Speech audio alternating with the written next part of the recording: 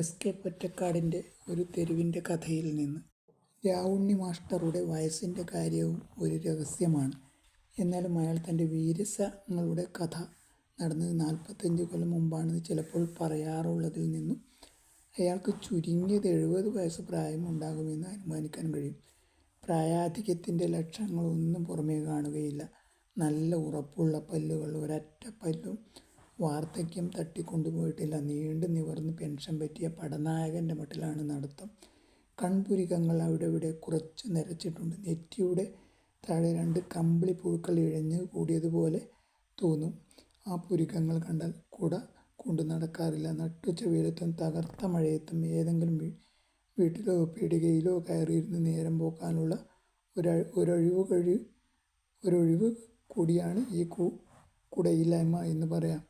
കയ്യിൽ എപ്പോഴും 3-4 പുസ്തകങ്ങളും ഉണ്ടായിരിക്കും. രാവുണ്ണി മാസ്റ്റർ ഒരു സെക്കൻഡ് ഹാൻഡ് ബുക്ക് ലീഡർ എന്നാണ് സ്വയം പരിചയപ്പെടുത്തുക.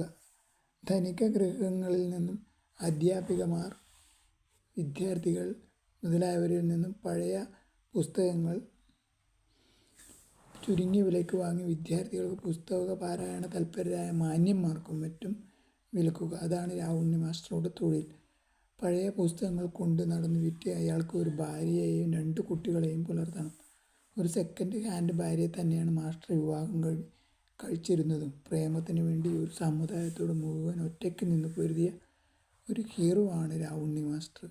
തൻ്റെ ചോര തിളപ്പുള്ള ചെറുപ്പകാലത്ത് താൻ നടത്തിയ പ്രേമപരാക്രമ പരമ്പരയിലെ ആ പ്രധാന സംഭവം ഇപ്പോഴും ആവേശത്തോടെ അയാൾ ഉരുവിടാറുണ്ട്. തനിക്ക് ഇഞ്ചി ബിസ്ക്കറ്റിനോട് ഇത്രയധികം ഇഷ്ടം തോന്നാൻ കാരണമെന്ത്?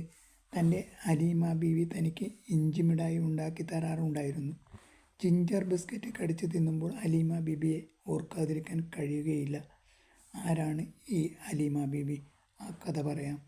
45 മൈൽ ദൂരെ മറ്റൊരു പട്ടണത്തിൽ ഒരു പഴയ മുസ്ലിം തറവാട്ടിൽ പിറന്ന പൊൻപാളം പോലത്തെ ഒരു പെൺകിടാവ്. രാവുണ്ണി മാസ്റ്റർ ജനിച്ചതും വളർന്നതും ആ പട്ടണത്തിലാണ്. നല്ലൊരു തറവാട്ടിലാണ് ജനിച്ചത്. വീട്ടിൽ ഉണ്ണാനുള്ള വകയുണ്ടായിരുന്നു. സ്ഥലത്തെ യൂറോപ്യൻ മിഡിൽ സ്കൂളിൽ 8ാം ക്ലാസ് വരെ പഠിച്ചു. ഒരു കളരിയിൽ 5-6 കൊല്ലം പയറ്റും പരിശീലിച്ചു. അങ്ങനെ ദേശത്തിൻ്റെ ഒരു കൊച്ചു പ്രമാണിയായി ആർക്കും വഴങ്ങാതെ കൂറ്റൻ കുത്തി നടക്കുന്ന കാലത്താണ് താൻ നാട്ടിൽ ചരിത്രം സൃഷ്ടിച്ച പ്രേമനാടകത്തിലെ നായകനായി തീർന്നത്. രാവുണ്ണി മാസ്റ്റർ ആ മുസ്ലിം തറവാടിനെ വർണ്ണിക്കും. ടൗണിൽ മുസ്ലിം പ്രമാണികളുടെ പഴയ കുടുംബങ്ങൾ